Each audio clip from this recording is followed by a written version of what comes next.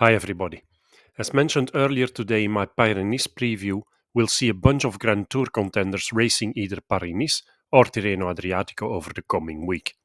Tirreno Adriatico covers 7 stages, good for 1142k of racing, with slightly over 14,000 meters of climbing. The race attracted the Yates brothers, Hindley, Ayuso, Landa and Pidcock, who miss, based on what we've seen so far this season, not out to win punchy stages. He's lining up for GC. Jonas Vingegaard, Almeida, O'Connor, Vlasov, Skelmose and Jorgensen opted for Paris-Nice, and Evenepoel, Pogacar and Roglic are opting out of both. I'm recording this while watching the Strade. I just love that race, probably the most beautiful one of the season. Tirreno Adriatico starts with the same 11.5k individual time trial stage we saw last year. The route of the time trial is composed of 2 virtually straight sectors taking a round trip along the same lane with a U-turn halfway. Being along the coast, the wind may be an important factor here, yet this one will always favor the aero powerhouses, so look out for Ganna and Ayuso on this one. Last year, Ayuso took the upper hand, beating Ganna by 1 second.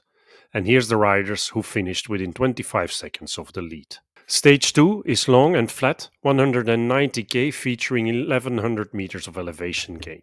The final kilometers are mostly straight and on wide roads. This is pure sprint territory, and with Milan, Girmay, Kooi, Bennett and Groenewegen, there's a host of fast men lining up here. Pre-race, and based on what we've seen till date, Milan and Kooi should be the ones to beat here. Stage 3 comes in at 240k, good for over 3,200 meters of elevation gain. The final 20k are going uphill, with a tough 10% section at the start, after which it eases out into a slightly uphill 3 to 4% false flat leading to the summit, from where it's roughly 5k to go. Obviously, the big question here is whether somebody will be going on the steep part to make it stick, or whether it's going to be a sprint of a small group, with a versatile guy a la Van der Poel taking the win. Personally, I'm leaning towards the second option, given there's 20k to go from the steep part to the finish. Yet then again, while I'm saying it, I also like the finish a lot for riders like Madouas, Pidcock or Derek G. Stage 4 covers 190k and close to 2,600 meters of elevation gain. The riders will start climbing straight out of the gate, roughly 14k at 4% average. The start of the stage favors the formation of a strong breakaway, yet the teams with a versatile sprinter on their ranks will see an opportunity here to reel in the break, because also the climb to Baliccio La Croqueta should be feasible for them, 12k at slightly under 6% average gradient. The final kilometers take place on a flat circuit repeated twice. The circuit consists of perfectly straight roads connected by right-angle turns.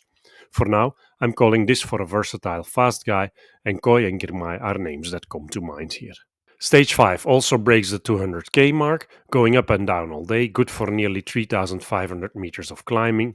The stage has a challenging final section with the climbs of Barbanti and Monterolo, which feature long, steep sections and challenging descents. The final kilometers are partially downhill and flatten out as the route enters the city. In the very last kilometer, the road begins to rise slightly. The finishing straight features a gentle uphill gradient. These type of stages are hard to control, and I expect the fight for the break to be vicious. These are great stages for the likes of Pidcock and Healy. Question is how much freedom they'll get from the teams eyeing the GC. I'm also expecting Mathieu van der Poel to have circled this stage. Stage 6 is the Queen stage of this year's Tirreno Adriatico. It runs over 162k and has an uphill altimetry all day. To end atop the Frontignano, a climb of about 8k averaging 8% gradients, yet with long stretches above 10%, especially in the first part, while easing off towards the finish. In total, there's around 3,700 meters of elevation gain in this stage. On stage 7, word goes back to the sprinters, featuring a fully flat finale with a seemingly uncomplicated approach to the finish. So to summarize, without knowing the actual race situation, we're looking at a short and flat individual time trial, 2 versatile sprint stages, 2 pure sprint stages, a hilly breakaway stage and 1 pure GC stage. With Milan and Kooi, we have 2 top sprinters at the start here. Besides them, here's some of the other fast men on the start list to watch in my book. Groenewegen at Jaiko Alula, Kokar at Cofidis, Penaud at Groupama, Wereskult at UNOX, Van Ude at PostNL, Bennett at AG2R, Girmay at Intermarché and Magnier at Soudal Quickstep. Also look for Ackerman at Israel Premier Tech, Lonardi at Polti, Alar at Movistar, and Zanoncello at Bardiani. Here's an overview of the winners of the former 10 editions, with Quintana, Roglic and Pogacar each having won 2 editions. Roglic did so in 2019 and 23, Pogacar won the 2 editions before that, while Vingegaard won last year's edition. Interesting to note is that it's not always GC men taking this one home, with Van Avermaet winning in 2016 and Kwiatkowski in 2018. In these years, the race featured only one proper mountain stage, as it's doing this year.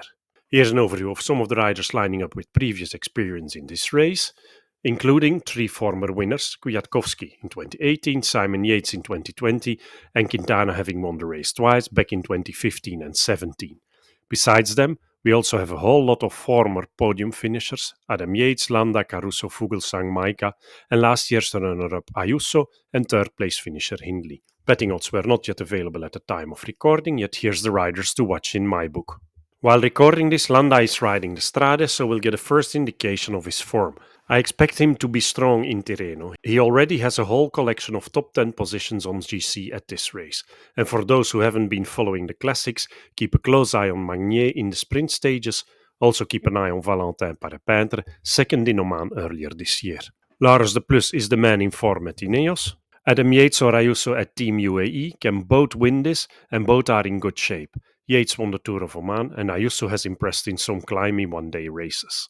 Simon Yates and Uiterbroeks at Visma Leasebike.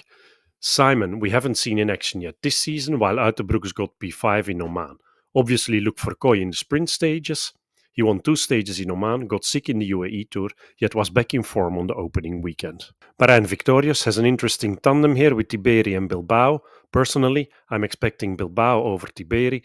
Third in both Valenciana and the UAE Tour are solid results.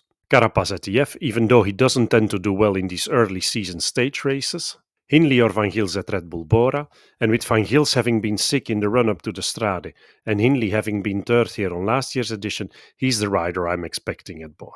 As for Movistar, I'm not sure what to expect, not too much I guess. I'll be eyeing Olar in the sprints though. I'd love to see him back at the front. Grégoire or Gaudu at Groupama, where I personally have a slight preference for Grégoire, and I hope sincerely he isn't going to be on Gaudu duty. Fortunato is the rider I'm expecting at Astana, and Zana or Dunbar at Jaiko Alula. Little Trek has Milan here for the fast stages, yet with Ciccone they also have a serious podium contender. 5th on GC here in 23 and 2nd to Pogacar on the UAE Tour earlier this year. Max Poole is the rider to watch at Postenel. Capio for the sprints and Vauquelin for GC at Arkea BNB. Vauquelin is in form, winning Bessèges a month ago, and he has a good ITT. Last year he ended Tirreno Adriatico in P10. Cofidis has a stage hunter team here with Cocar in the tough sprints, Aramburu on the punchy stuff, and Ferron or Izagirre on the climby stages. Derek G, winner of O Gran Camino at Israel Premier Tech.